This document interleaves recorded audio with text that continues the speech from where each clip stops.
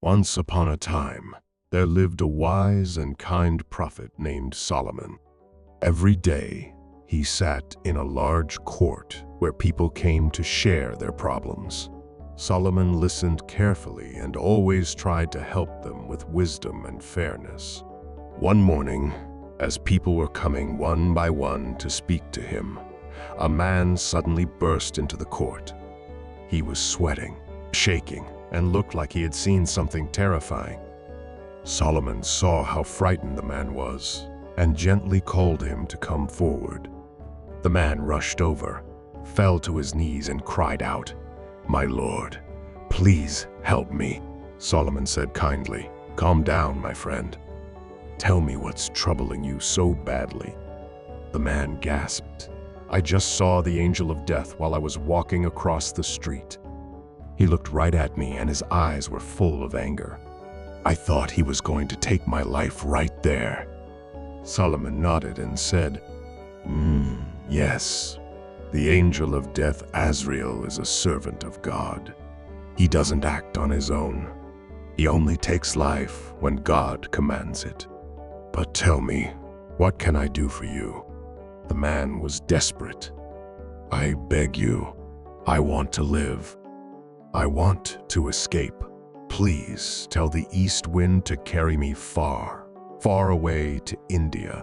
Maybe there I'll be safe from the angel of death."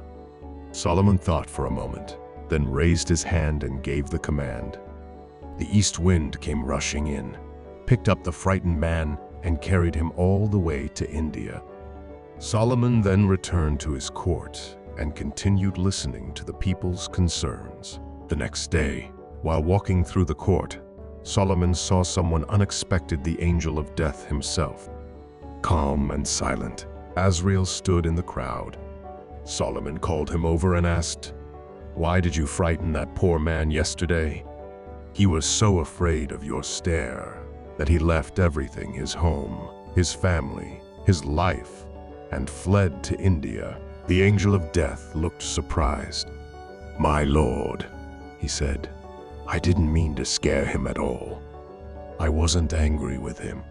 I was simply shocked to see him in this city." Solomon raised his eyebrows, shocked. "Why?" Azrael replied, "Because God had told me to take his soul today, but in India. I was confused. I thought, how could he possibly get there in time? That's why I looked at him the way I did, not with anger, but with surprise." Solomon stood in silence for a moment. He realized what had happened.